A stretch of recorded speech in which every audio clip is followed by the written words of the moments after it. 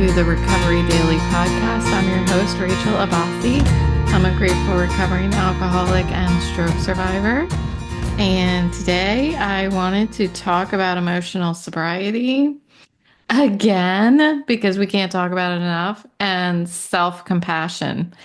Um, what Something I brought up yesterday about self-compassion during personal hardships. I mentioned something about how challenging it is to have as much self-compassion for um, our recovery from alcoholism as we would if we were recovering from any other physical um, event like a stroke. And, you know, I, although I worked hard and I did the steps and I'm working through the steps again, I feel like my compassion for myself is something that has actually grown throughout my sobriety.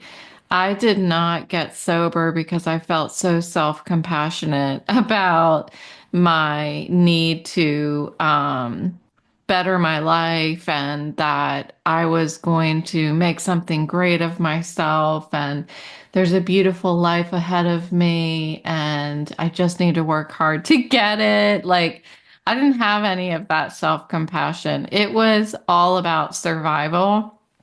It was, um, it was again like a decision between life and death. I have to turn the fan on. I'm sweating in here. Sorry, I'm in my studio. It used to be my office, those of you who are lifetime listeners. Um, and so the sun is beating in, and I'm hot immediately. As soon as I start talking and moving my eyeballs around, I start having a hot flash. So, um, self-compassion is something that can be cultivated. That's really what it comes down to for me.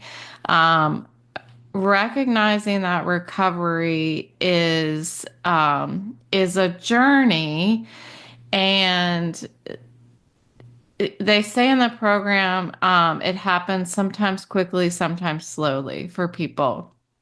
What I have found is that sometimes my own recovery seesaws between being quickly and slowly. Like there are some things that I encounter, emotional challenges that I encounter that I can look to the steps, I can find the solution in there, I can talk to my sponsor, and I can quickly move through it.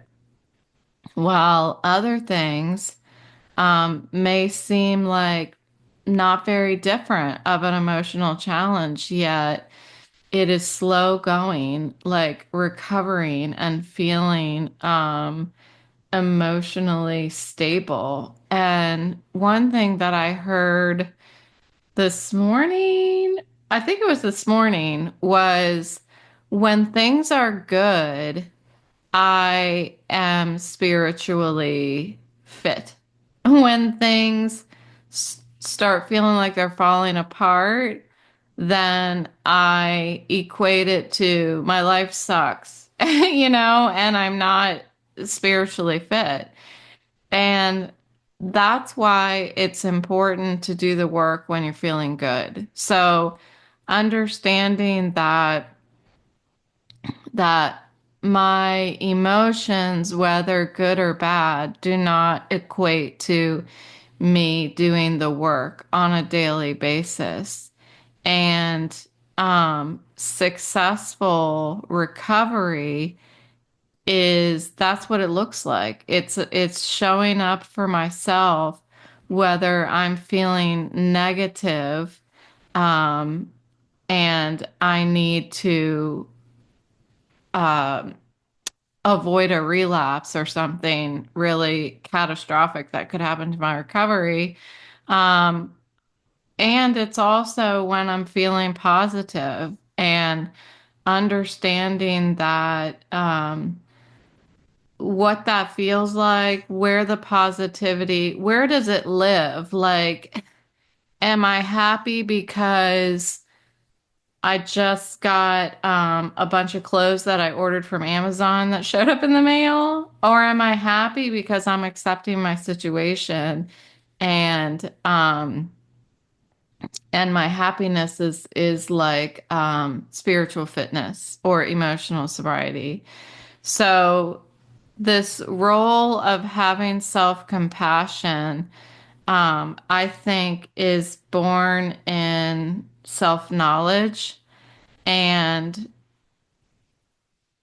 the more that I can understand that story that I tell myself, those lies that I tell myself, the self-talk that for so many years was convincing me that I was to blame for everything.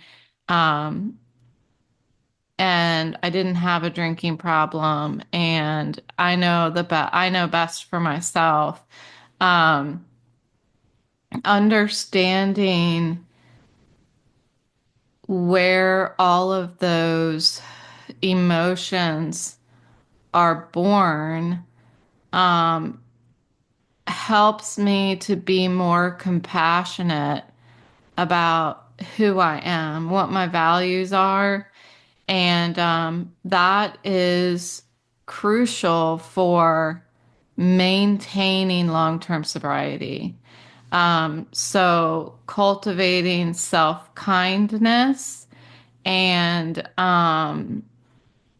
being gentle with myself in order to um, just enhance that resilience against all difficulties that I encounter so that when something difficult happens, whether it's big or small, like some things that are negative that happen can be like the tiniest things, but depending on how spiritually fit and emotionally sober I am, that little thing can just stop me in my tracks.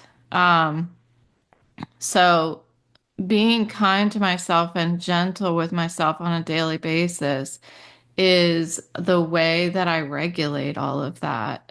So that when something happens that is a surprise that I wasn't expecting, that isn't what I planned for, I don't feel like it's just, you know, ever so slightly just tipping me and I fall off of the edge of a cliff. So I have to I have to work on being my own best friend. And that applies a lot to me right now in stroke recovery and vestibular recovery, where I'm spending a lot of time by myself. And I love the fact that I have you, that I can come here, even though I am alone. You know, I'm alone inside this room, other than my adorable puppies. I'm alone, and I can have terrible conversations with myself if if I don't if I'm not careful. One thing that came up this morning that I heard was the the idea of like rethinking things, like when say you had an interaction with one of your friends and they pissed you off and you reacted, and then afterwards you think through that scenario 20 times and think, I should have said this or I shouldn't have said this. Like you're rethinking past behaviors. And when I'm alone, I do that constantly. I'm not thinking so much about my dreams of the future. Most of the time, I'm rethinking my experiences of the past. And that can be really tiring to relive something over and over and over again, um, only to come to no conclusion other than what actually happened. If there's anything you're going to conclude with, it's regret. Um, I heard somebody say this morning, um, with one foot in the past and one foot in the present, all we do is should all over ourselves. And I think that's hilarious. That's what somebody in my sobriety network, her dad used to say that to her all the time. And I'll say it again. It's with one foot in the past and one foot in the present, we should all over ourselves. And I just think it's really funny because it's so true. It's like, I should have done this, I should have done that, instead of actually living in the present and embracing really believing that if I do the work today, if I give that continuous effort towards the next version of me, that it will emerge. So what came to mind this morning was about faith, not about faith from a religious standpoint, but it's faith from a spiritual standpoint in my definition of spirituality.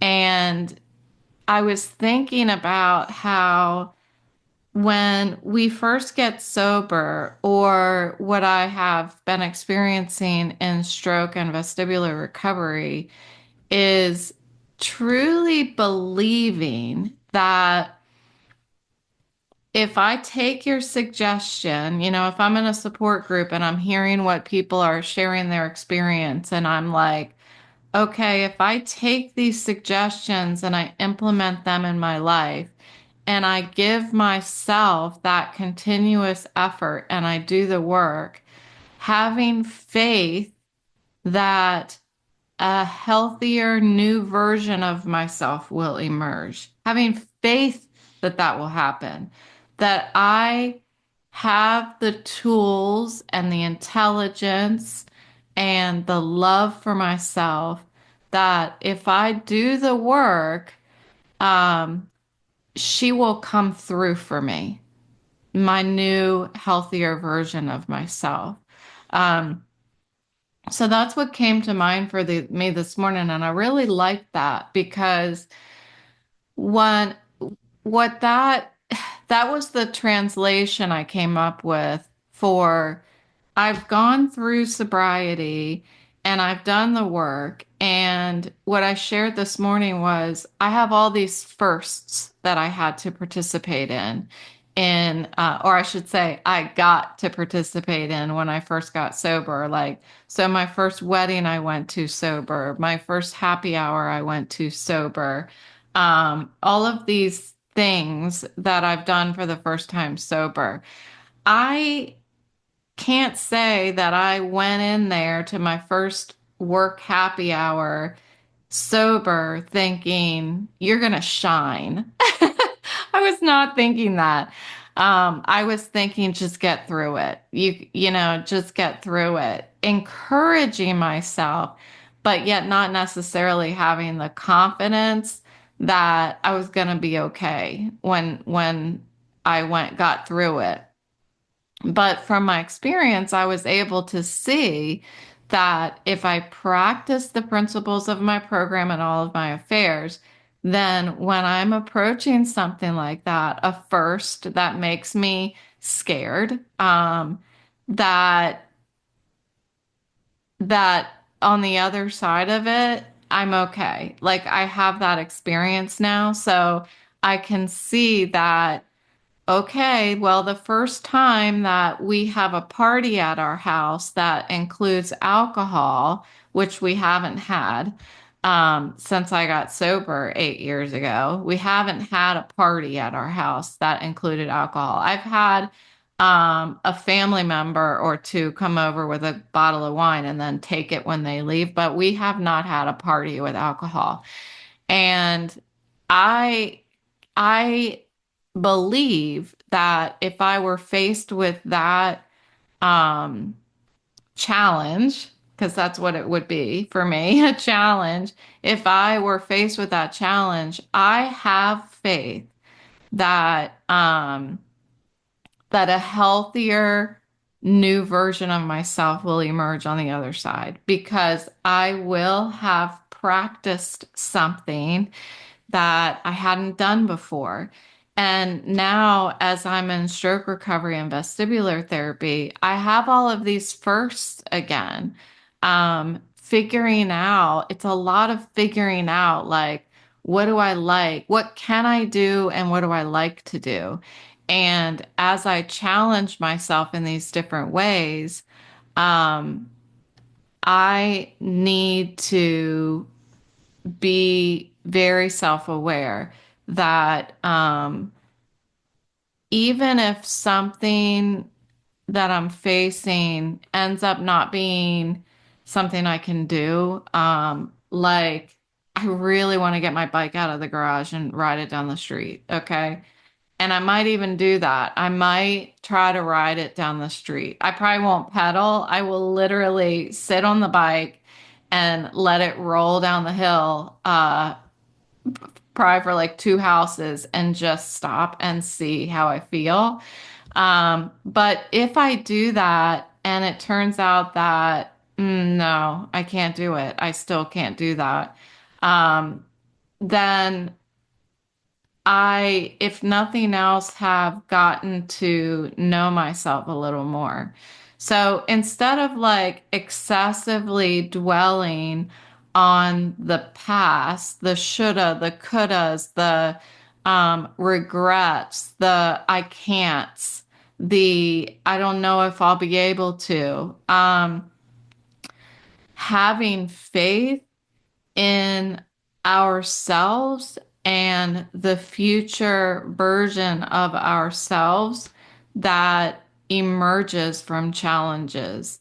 And when I have that, when I'm able to really, really hold on tight to that, I'm able to maintain emotional balance even through scary stuff.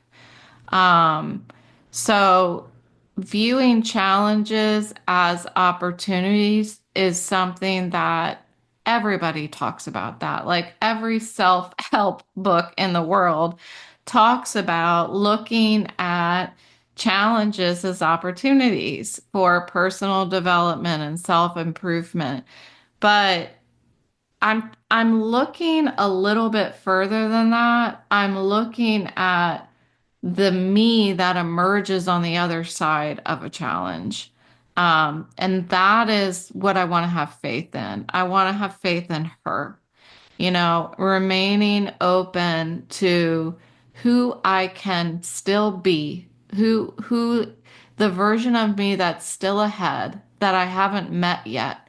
That's what I like to focus on. That's what I like to have faith in today. So that's what came up in my mind today when I was introduced to this topic of emotional sobriety and self-compassion. It really made me think all the way through to what really happens to me on the other side of a challenge. I become a better version of me, regardless of whether there was a good outcome or a bad outcome.